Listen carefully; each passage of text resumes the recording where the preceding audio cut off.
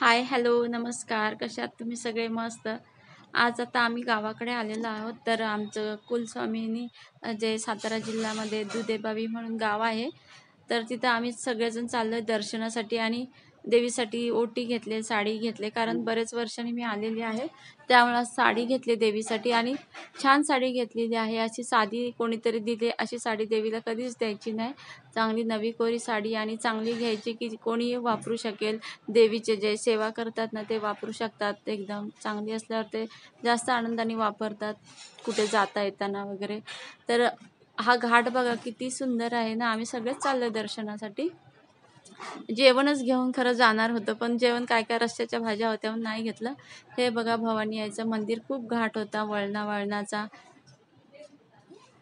भवानी आईचं मंदिर आहे. आता ते पुजारी आहेत ते हळदी कुंकू लावायला सांगतात मला, नारळाला, साडीला वगैरे, आणि ओटी भरायला सांगतात. हे ना मंदिर एकदम म्हणजे खूप खूप खूप पूर्वीपासूनचं आहे. म्हणजे मला असं वाटतं पहिल्यापासूनच आहे. इथे ना श्रावणामध्ये, आषाढामध्ये ना इथं बरेच लोक ना जेवण घेऊन येतात जेवायला. आणि एक दुसरं पण देवीचं मंदिर आहे, ते खोकलाई देवीचं मंदिर आहे.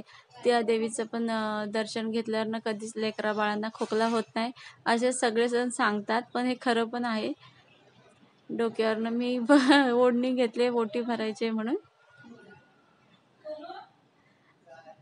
इथं शिवाजी महाराज पण दर्शनाला यायचे आणि उंचावर आहे ते मंदिर, हे डोंगरावर आहे. खूप वळण वळण वळण वळण आहे आणि गाडी चालवताना ना खूप भीती वाटते. जरा जरी चूक झाली ना गाडी सरळ खाली येईल आणि दरीत जाईल असं वळण आहे ते. त्या पण तसं काही नाही. देवी सगळ्या भक्तांचं संरक्षण करते. कधीच अशी कोणावर वाईट वेळ येऊन देत नाही. थोडा रस्ता कठीण आहे पण आता सोपा केलेला आहे तो. सरकारने चांगला रस्ता बांधलेला आहे. इथे पण खूप देव आहेत असे. तिथेच पूजा करायची आहे पहिली देवीजवळ. तर आपल्याला हात नाही लावून देत ते पुजारी, लांबूनच हळदी कुंकू व्हायला लावतात.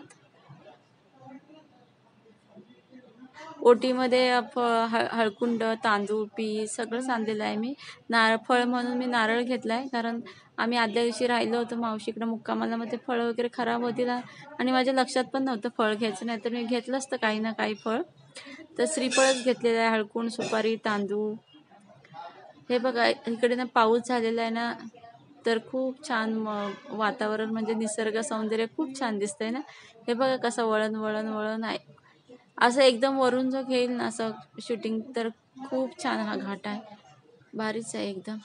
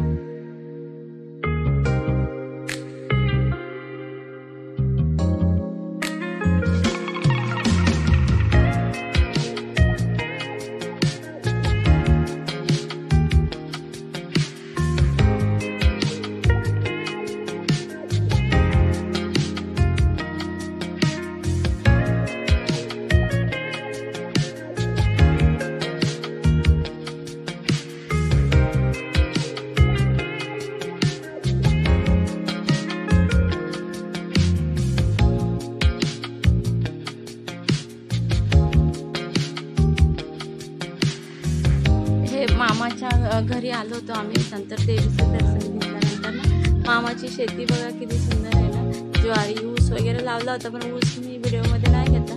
खूप ऊन होतं त्यामुळं कंटाळा केला.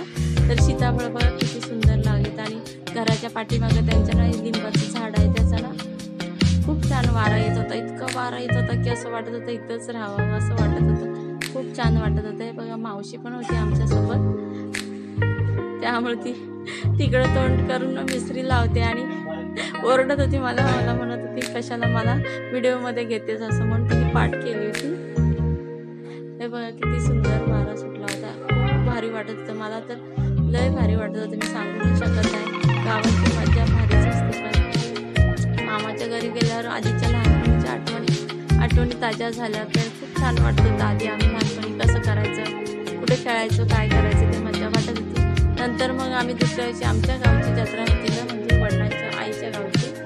तर आम्ही तिकडे महिमनगडला गेलो होतो. हे पण गाव तिथून जवळच आहे. ते गोंदावले वगैरे आहेत ना, गोंदावले महाराज, तिथूनच आतमध्ये थोडंसं 1-1.5 किलोमीटर अंतरावर महिमनगड गाव आहे.